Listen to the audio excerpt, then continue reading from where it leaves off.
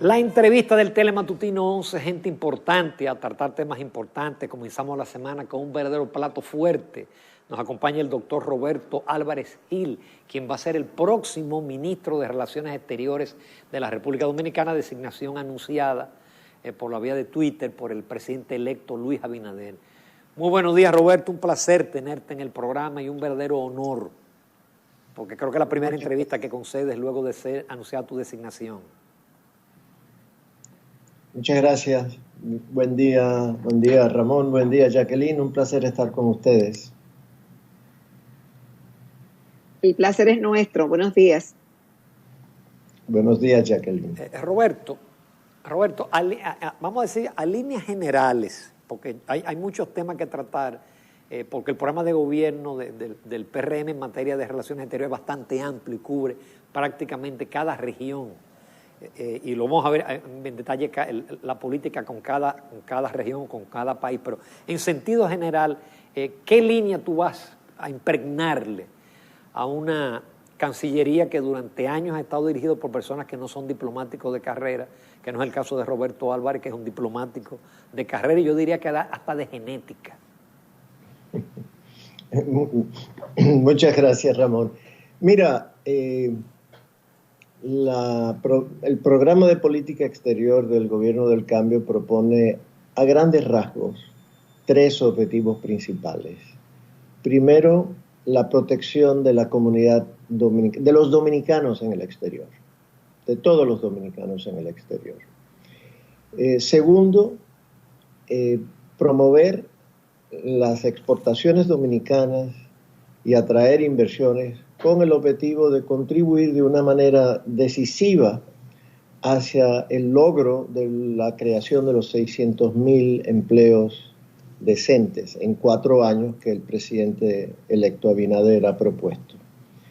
Y tercero, promover los valores de la democracia y de los derechos humanos que República Dominicana ha consagrado tanto en su Constitución como en los tratados internacionales que libremente ha asumido. A grandes rasgos, esos son los grandes lineamientos de la política exterior del Gobierno del Cambio. Roberto, justamente promover las exportaciones y atraer nuevas inversiones y ser un promotor en ese sentido para la República Dominicana ha sido y ha estado presente en las propuestas gubernamentales de varios partidos políticos, incluido el gobierno del presidente actual Danilo Medina. Sin embargo, en la práctica eso no se ha logrado. ¿Cuáles serían las medidas que ustedes implementarán desde la Cancillería para que esto sea una realidad? ¿Y cuál sería el criterio de selección de quienes nos van a representar en el exterior? Mira, Jacqueline, parte desde varios puntos. En primer lugar, toda política exterior es en realidad una buena política interna, lo cual quiere decir que, por ejemplo, para poder atraer inversión extranjera en cifras mayores que las que se han estado logrando, hay que establecer una seguridad jurídica en nuestro Poder Judicial, nuestro Ministerio Público, mucho más sólida que la que tenemos en la actualidad. Es decir, la que existe en la actualidad, desde nuestro punto de vista, es extremadamente frágil. Si esta fuera más fuerte, más segura, más sostenida, entonces sería mucho más atractivo la inversión extranjera, por un lado. Por el otro lado, hay que establecer toda una serie de condiciones internas para poder hacer más competitivas nuestras exportaciones. No voy a entrar en eso, pero es eso un aspecto fundamental. Entonces, ahora mismo hay que reconocer de que existe una situación en el ámbito internacional muy particular que tiene que ver con el conflicto que existe entre Estados Unidos y China, lo cual está creando un desencadenamiento de las cadenas globales de producción. ¿Qué quiere decir eso? Que a partir del establecimiento de los aranceles comerciales que impuso el presidente Trump en marzo del 2018 a los productos de la República Popular China, aunque no fue solo a China, pero en este caso mirando lo que ha sucedido a raíz de eso. Por ejemplo, una organización como la UNCTAD, que es la Oficina de Naciones Unidas para el Comercio y el Desarrollo, hizo un análisis en noviembre del año pasado sobre qué había ocurrido entre marzo del 18 y septiembre del 19 en cuanto al comercio de China y encontró hacia Estados Unidos y encontró que hubo una diversión de comercio de 21.000 millones de dólares en ese periodo y que ese comercio se había ido a otros países, específicamente a Taiwán, más o menos 4.500 millones, a México unos 3.500 y Vietnam 2.600 y así sucesivamente. Esto es una realidad que está ocurriendo y que todo indica que va a intensificarse. Entonces nosotros hasta ahora no hemos estado presentes en Washington, donde se están por adoptar leyes, hay proyectos de leyes que van a incentivar aún más la salida de ciertas empresas de esa región, de ese país sobre todo. Nosotros deberíamos estar presentes con una política bien activa en Washington, tratando de generar algún programa, alguna política que el flujo de inversiones, de nuevas inversiones hacia nuestra dirección. Entonces eso es una política que actualmente no tenemos y que trabajaremos para atraer, como te digo, de ese comercio que está ocurriendo hacia allá. Y finalmente, debo decir, pero para lograr todo eso, uno necesita, como Jacqueline preguntó al final de su pregunta, valga la redundancia, ¿qué vamos a hacer en cuanto al servicio exterior? Pues bueno, eso es uno de los temas más importantes, porque si no se profesionaliza, no se moderniza, no se entrena debidamente al personal, pues no va a ser tan fácil lograr esos objetivos, todos los objetivos. Por lo tanto, estamos apenas comenzando el proceso de recibir la Cancillería y ese será uno de los temas de principal enfoque para determinar cuáles son los recursos humanos que tenemos disponibles y pues utilizarlos de la manera mejor posible. Roberto, en este caso tú has tocado algo fundamental, es decir, el país tiene embajadores de carrera, y bueno, muchos embajadores de carrera, pero también tiene muchos embajadores que lo que son es un premio político, una especie de vacación política, y ni qué decir de la cantidad de secretarios, de cónsules, vicecónsules, etcétera. Sí, se habla de que una de las nóminas más hipertrofiadas es la nómina del Ministerio de Relaciones Exteriores. ¿Qué idea tienen ustedes con esa situación? Mira, lamentablemente a través de mucho tiempo ha ocurrido una distorsión del objetivo del Ministerio de Relaciones Exteriores muy lamentable. Por un lado, la carrera diplomática no se ha considerado como una carrera, como una disciplina de estudio y de dedicación como se ha considerado, por ejemplo, el Ministerio de Hacienda o el Ministerio de Economía, etc. Y se ha utilizado como un botín político y eso es realmente lamentable. Eso ha generado que la situación que se denuncia continuamente de una nómina supernumeraria en relaciones exteriores y con una situación de casos, de muchos casos que se denuncian continuamente de personas que son nombrados y realmente no cumplen con sus funciones. Eso por un lado es algo que hay que analizar y que hay que corregir. Por otro lado, también tenemos que se han designado muchas personas que no cumplen con las funciones para las cuales han sido designadas porque no tienen los requisitos para ello. Pues bueno, habrá que determinar aquellos casos en los cuales esas personas puedan ser reentrenadas y mantenidas en el servicio exterior o utilizadas en los puestos en donde puedan ser más efectivos. Pero también está una situación muy difícil de corregir, pero que hay inevitablemente que hacer, lo que tiene que ver, por ejemplo, con los consulados. En Estados Unidos, por un lado, existen muchísimas personas que no reúnen las condiciones porque o son nacionales de Estados Unidos o son residentes, y Estados Unidos, por lo tanto, no les... ¿Perdón? Estados Unidos no les otorga sí, las cartas de patente para poder llevar a cabo sus funciones. Por lo tanto, no tienen la posibilidad de hacer una gestión ante el gobierno de Estados Unidos para poder hacer sus funciones, poder proteger a los dominicanos o poder emitir documentos oficiales ante el gobierno de Estados Unidos.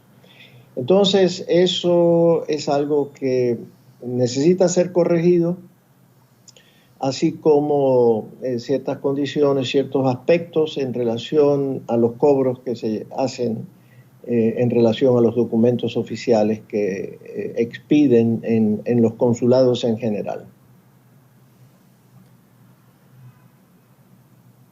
Ok, doctor. Está el gobierno, el presidente electo Luis Abinader contesta en la misma página en cuanto a la agenda de relaciones exteriores, en el sentido de atraer inversiones y que esas empresas o esas inversiones tengan cabida en la República Dominicana. Y usted decía que habría que hacer una serie de reformas, ver lo que, por ejemplo, yo le asumo lo que está ocurriendo en otros países que son competidores de nosotros y que también quieren atraer ese tipo de inversiones, esa seguridad jurídica determinante para que sea atractivo el país. Obviamente eso requiere un trabajo. ¿Usted se siente seguro de contar con ese acompañamiento de parte del equipo del presidente electo y del propio presidente electo? Bueno, comenzando con el presidente electo Abinader, lo ha dicho múltiples veces, de que es esencial tener un ministerio público independiente y que en ese sentido cumplirá, lo ha repetido múltiples veces, cumplirá con esa promesa. En cuanto a la independencia del Poder Judicial, pues eso es algo también, de nuevo, que ha repetido, que comienza desde otorgarle el presupuesto que está establecido por ley, hasta realmente mantener la independencia, no interferir en los procesos jurídicos. Y después, pues, la selección de los mejores jueces en la medida a través del Consejo Nacional de la Magistratura. Pues todo eso es un proceso, ¿no? Ahora comenzará que hay que elegir 4 nuevos miembros del Tribunal Constitucional y entonces ya veremos la forma de actuar independiente, estoy seguro, y honesta y transparente del presidente Abinader. En cuanto a otros aspectos, pues él lo ha dicho en varias ocasiones, programas que tiene, como por ejemplo la permisología, de cómo establecer una muerte burocrática para aquellos casos de solicitudes que cumplan, se hayan extendido más allá de un plazo como 30 días o algo, de que se consideren aprobados esos permisos. Es decir, en la actualidad no existe la agilidad en la burocracia dominicana para permitir las inversiones extranjeras que fluyan de la manera más expedita posible. Entonces, lo ha dicho, lo ha repetido y muchas otras medidas además de esas.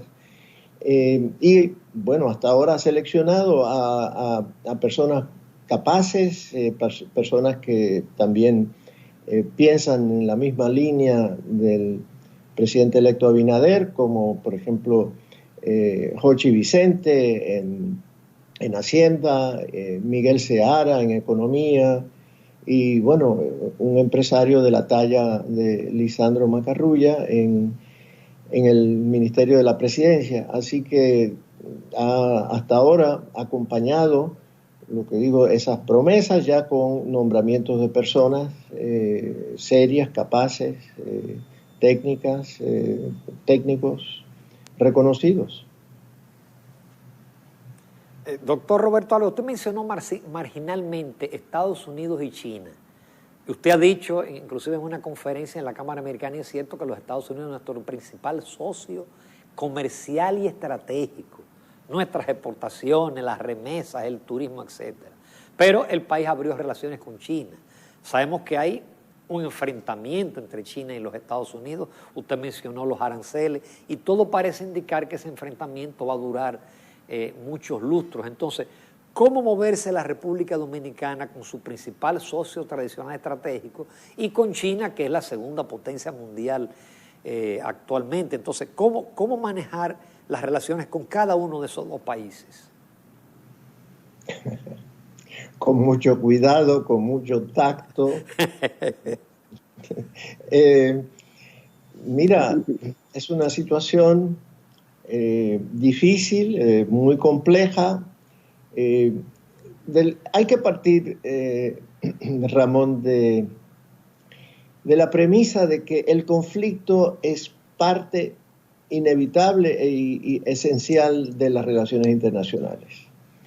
Y hay que entender la naturaleza de los conflictos. Y a un país pequeño como República Dominicana, nosotros no tenemos la capacidad jamás de poder influir sobre el curso de esos acontecimientos.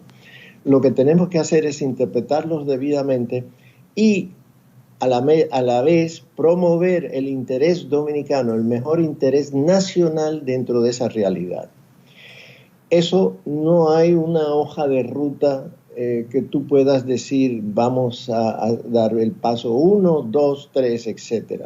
Tú tienes que ir sobre la marcha desarrollando una política ágil y la mejor política posible dentro de esas circunstancias. Ahora, como tú has dicho y como es una realidad, estamos apenas unas millas de distancia de Estados Unidos y tenemos una relación muy antigua, establecida, un país donde tenemos una muy grande, muy dinámica población de unos 2 millones de dominicanos o de origen dominicano que residen en ese país, de donde proviene aproximadamente el 80% de nuestras remesas, de donde viene como el 44% de nuestro turismo, de donde a donde enviamos el mayor volumen de nuestras exportaciones, unas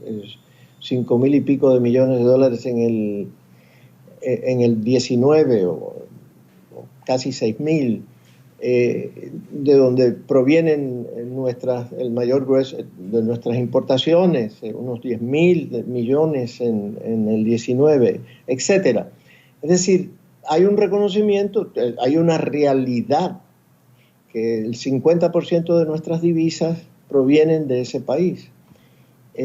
Culturalmente, los vínculos que tenemos. Entonces, dentro de esa realidad viene el establecimiento de relaciones con la República Popular China hace unos 2 años.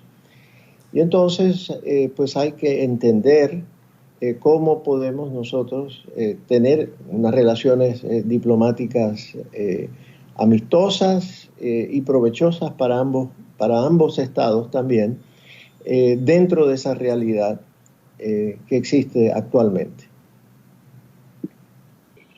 Roberto, ¿cuáles acciones se comenzarán a implementar a partir del próximo 16 de agosto para proteger a los dominicanos en el exterior que actualmente no se están haciendo?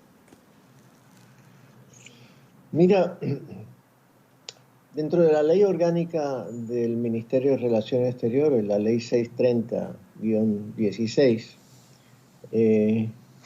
existe un instituto o una institución que es para la protección de los dominicanos y las dominicanas en el exterior, llamada INDEX. Ese fue el objetivo principal de la creación de ese organismo, fue exactamente para proteger, avanzar los intereses de los dominicanos en el exterior también, es decir, no solamente la protección, sino tratar de mejorar sus condiciones de vida en los lugares donde residen, lo cual es obviamente una tarea bastante compleja. Bueno, ese instituto lamentablemente hoy no ha estado funcionando debidamente. Y eso se debe en parte al diseño de y a la selección del personal que se ha nombrado. Entonces, establecer quiénes conforman ese cuerpo de personas que integran el INDEX es un objetivo esencial, porque de nuevo, como dije anteriormente, si uno no tiene el personal adecuado, el personal entrenado debidamente, no van a poder y no cumplen en este caso con sus funciones. Así que eso es un aspecto esencial para poder avanzar en ese sentido. Otro es el hecho de que no exclusivamente sobre los funcionarios del INDEX, la protección de los dominicanos, ese también es un papel fundamental cónsules y de los mismos embajadores y el otro personal diplomático. Es decir, es una tarea de todo. Y para eso, entrenarlos debidamente. Ese es un aspecto que no se ha hecho y que se llevará a cabo. Después de eso, hay muchísimos otros aspectos sobre los cuales hay que trabajar. Por ejemplo, con el paso del tiempo, nuevas generaciones de los dominicanos que ya han nacido fuera del país, pues se han ido distanciando de República Dominicana y de la cultura dominicana.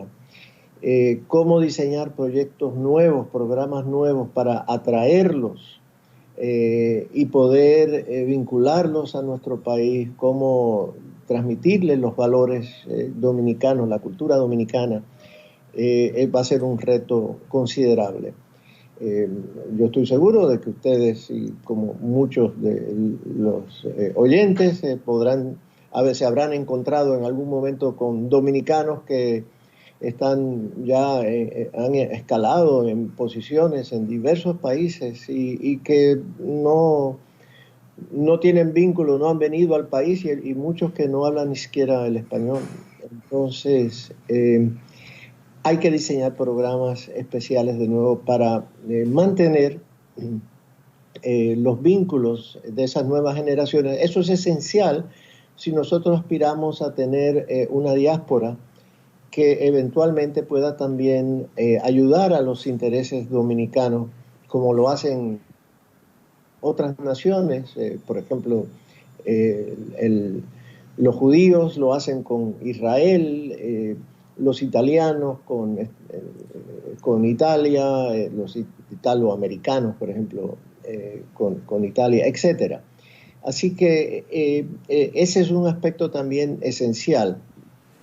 Ayudar, por otro lado, por ejemplo, a dominicanos en diversos países que están escalando en posiciones políticas o posiciones de importancia, ayudarlos, colaborar en la medida que sea de nuestras posibilidades y avanzar, ayudarlos a avanzar también en sus carreras, en diversas carreras. Hay maneras de hacerlo sin interferir en los asuntos internos de esos países.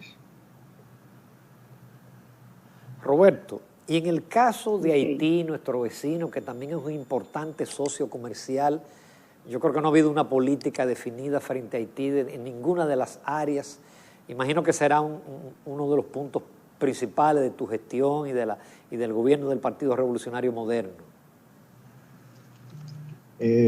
Sí, efectivamente, necesitamos tener una política bilateral mucho más efectiva en relación a Haití, una política transparente, de buena vecindad. Eso es esencial y el programa plantea 4 ejes fundamentales en esa relación. Primero es fomentar una política de buena vecindad y transparente con Haití. El segundo es fomentar el desarrollo de nuestra frontera. Tercero es desarrollar una política de seguridad efectiva. Y el cuarto es contribuir o colaborar en el desarrollo de Haití en la medida de nuestras posibilidades.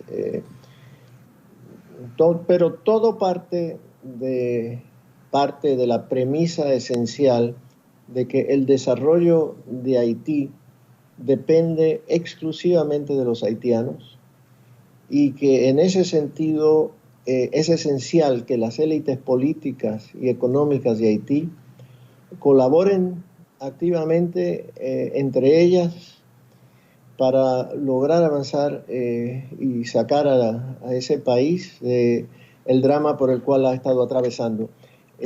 Sin esa condición será absolutamente imposible lograr que Haití salga del lamentable marasmo en que se encuentra.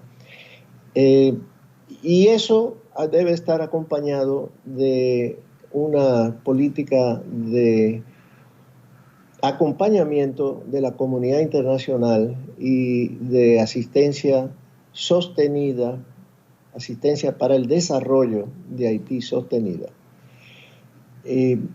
Sin eso no será, como te digo, posible el desarrollo de Haití. Y en la medida de cuando sea oportuno, siempre diremos y siempre anunciaremos que jamás el desarrollo de Haití va a pasar por manos dominicanas. Nosotros no podemos contribuir, pero nosotros jamás en la vida podemos ser el instrumento para el desarrollo de Haití.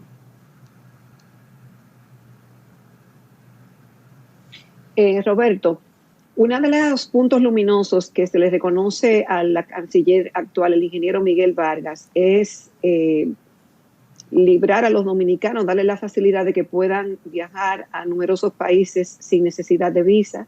También el establecimiento de relaciones comerciales y diplomáticas con China, y también que ocupamos un lugar en el Consejo de Seguridad de las Naciones Unidas. De esos avances que hemos tenido, también sigue Roberto Álvarez con esa misma línea en esa área. Sí, mira, comenzando con el último tema, el asiento dominicano en el Consejo de Seguridad de Naciones Unidas es una aspiración desde los inicios de la Organización de las Naciones Unidas. La primera candidatura de República Dominicana a la ONU, al Consejo de Seguridad, fue en 1957. Después de esa hubo 4 más, las primeras 4 fueron fallidas, lamentablemente, y finalmente con esta logramos el asiento que tendremos hasta diciembre de este año, ya habiendo ocupado la presidencia durante 2 periodos, 2 meses, y habiendo hecho una labor buena, una labor en la cual el país ha quedado muy bien parado en el Consejo de Seguridad, y en ese sentido hay que reconocerlo y lo hacemos. En cuanto a los otros aspectos que tú mencionas, pues sí, continuar estableciendo o negociando con otros países para que no se requieran las visas para nuestros nacionales es obviamente también otro aspecto en el cual colaboraremos, incluyendo las visas. Mucha gente no lo sabe, pero eso también los diplomáticos también dominicanos necesitaban visas para muchos países, y eso también hay que continuar trabajando en ello. ¿Cuál fue el otro aspecto que mencionaste, Jacqueline? Esos dos básicamente, lo del Consejo de Seguridad, lo de las visas y lo de las relaciones con China, ya usted lo abordó anteriormente. Roberto, está la parte también importante de CARICOM.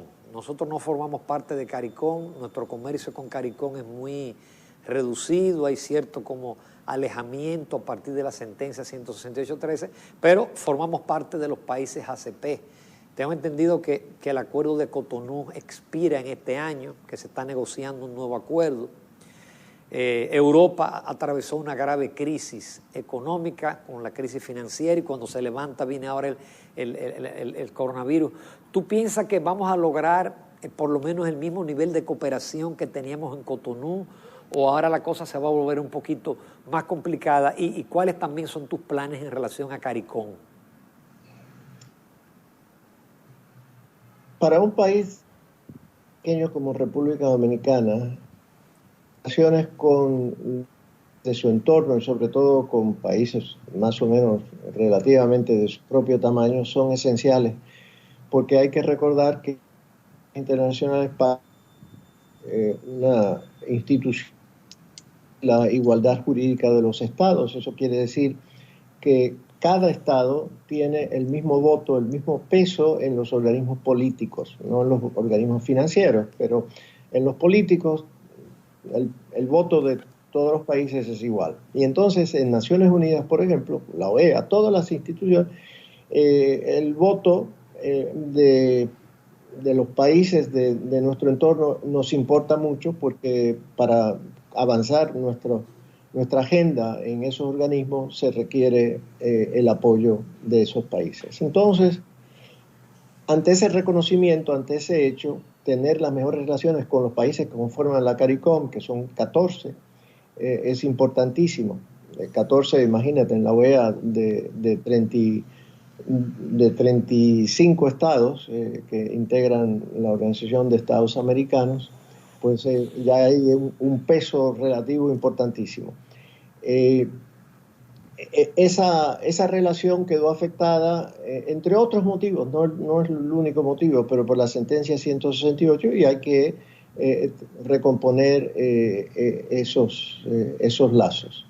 Entonces eso requiere un acercamiento con esos estados, que sí son importantes, Ramón, en términos comerciales también para República Dominicana.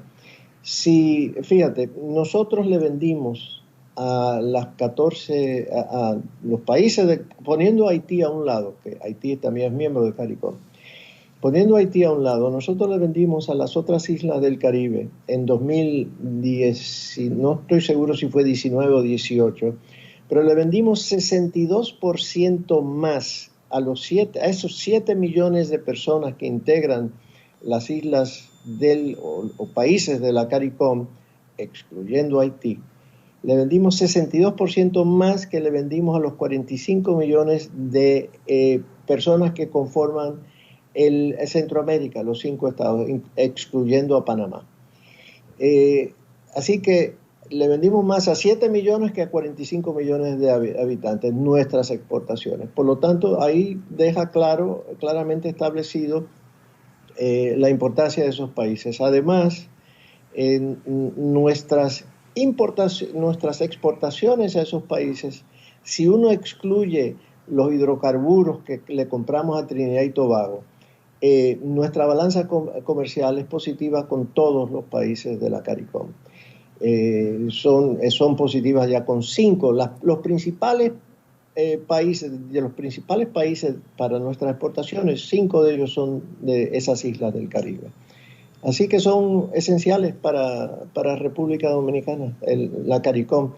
Y el acuerdo post-Cotonú, al cual tú has referido, va a ser firmado este año en Samoa, y ese es para la cooperación internacional con la Unión Europea, que se negoció a través de los países ACP y a través del CARIFORO.